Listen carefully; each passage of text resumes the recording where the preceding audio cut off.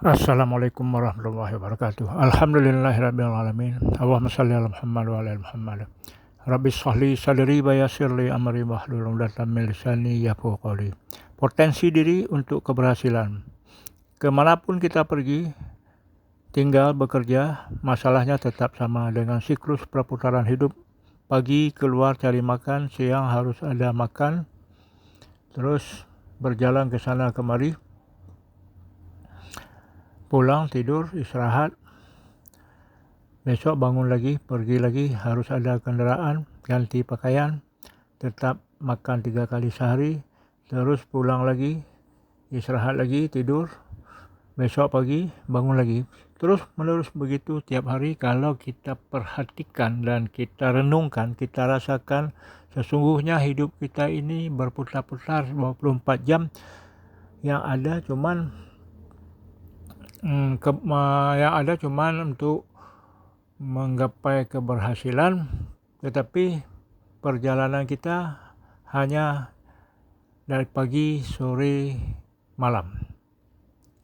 Harusnya kita bosan, harusnya kita berpikir, harusnya kita tidak terlalu untuk mengejar dunia. Itu yang harus diperhatikan, direnungkan. Oleh karena itu, harusnya bosan, tetapi kenapa tidak bosan? Kenapa tidak jemu? Terus-terusan begitu sampai akhirnya tua, sakit-sakitan.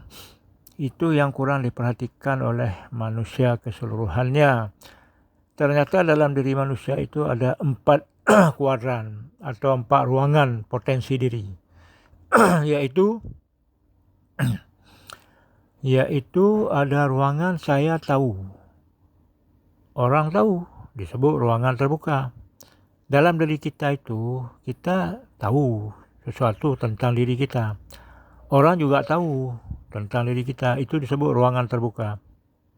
Contoh, kita pemarah, pendiam, gembira, senang, cerdas, itu kita tahu. Orang juga tahu, melihat dari jauh juga tahu orang tentang keadaan kita. Kedua, ruangan saya tahu, orang tidak tahu, disebut ruangan tersembunyi. Kalau yang tadi terbuka, kita tahu, orang tahu, terbuka. Kalau ini kita tahu, orang tidak tahu, itu tersembunyi.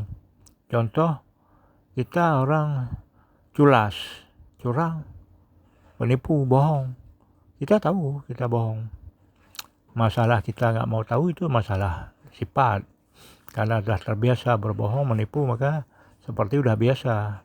Padahal kita menyadari itu salah dan kita adalah mengetahui. Tetapi orang tidak mengetahui, itu tersembunyi. Tersembunyi maksudnya tidak diketahui orang. Yang ketiga, ruangan saya tidak tahu. Orang tahu, disebut ruangan tertutup. Kita tidak tahu tentang diri kita, tapi orang lain tahu. Contohnya kita sombong, suka pamer, banyak ngomong. Itu kita tidak terlalu paham, tidak terlalu mengerti tentang kita sombong. Gaya kita maksudnya, termasuk bicara kita. Itu kemudian suka pamer, memamerkan kelebihan-kelebihan. Kemudian banyak bicara yang tidak berkualitas. Itu kita tidak tahu. Tapi orang melihat kita dengan tidak suka. Berarti tahu tentang diri kita. Itu namanya daerah tertutup. Yang keempat, saya tidak tahu, orang tidak tahu. Jadi dalam ruangan diri kita itu, yang keempat itu, kita tidak tahu, orang tidak tahu. Ya biasanya itu menyangkut dengan nasib atau takdir kita. Itu yang tahu hanya Allah yang Maha mengetahui. Jadi itu mungkin tidak perlu dibicarakan, cuma perlu dengan ibadah, dengan doa. Yang perlu kita bahas adalah saya tahu, orang tahu. Ruangan ataupun kuadran saya tahu, orang tahu. Menjadi daerah terbuka, ruangan terbuka. Ini yang perlu diperlebar supaya semua yang kita tahu orang harus tahu. Tidak ada rahasia. Terutama masalah kelebihan kita. Kelebihan secara intelektual. sifat. Kita tahu. Orang juga harus tahu. Harus kita tunjukkan tentang keadaan kita. Sehingga dengan demikian daerah terbuka ini makin besar, makin lebar, sehingga mudah kita untuk mendapatkan keberhasilan. Disitulah sebenarnya sumber atau kunci untuk mendapatkan keberhasilan. Di daerah terbuka, daerah saya tahu, orang tahu. Daerah tersembunyi itu harus dikurangi. Saya tahu, orang tidak tahu. Kalau kita perlebar daerah tersembunyi ini, maka untuk keberhasilan kita sulit. Contoh tadi, kita suka bohong atau menipu atau curang, itu orang harus banyak tahu tentang kita suka bohong, sehingga kita mengurangi bohong, mengurangi curang. Kita menuju kepada yang baik-baik, bukan yang negatif. Ini kalau kita lakukan akan mempercepat keberhasilan. Kemudian yang ketiga, ruangan ketiga, saya tidak tahu, orang tahu, disebut ruangan tertutup. Ruangan tertutup ini juga harus dibuka lebar-lebar. Kita harus banyak tahu tentang diri kita. Misalnya kita sombong, suka pamer, banyak omong, itu harus tahu kita. Jadi harus kurangi sombong, kurangi banyak ngomong, kurangi suka pamer, mengurangi bicara yang tidak perlu.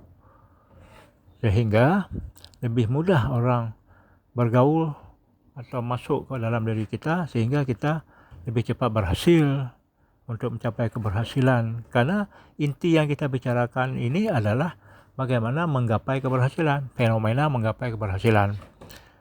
Kemudian yang menyangkut dengan saya tidak tahu, orang tidak tahu, disebut ruangan gelap, itu memang bukan wilayah kita, itu wilayah yang maha kuasa. Kita hanya berdoa setelah segala cara berusaha. Oleh karena itu, inti untuk atau kunci untuk keberhasilan, ruangan diri kita yang memiliki potensi harus kita sesuaikan agar semua pihak, semua orang bisa masuk ke dalam diri kita, dalam arti kata memberi saran-saran, pendapat, mengoreksi, mengkritik, sehingga kita lebih cepat berhasil. Demikian, terima kasih. Assalamualaikum warahmatullahi wabarakatuh.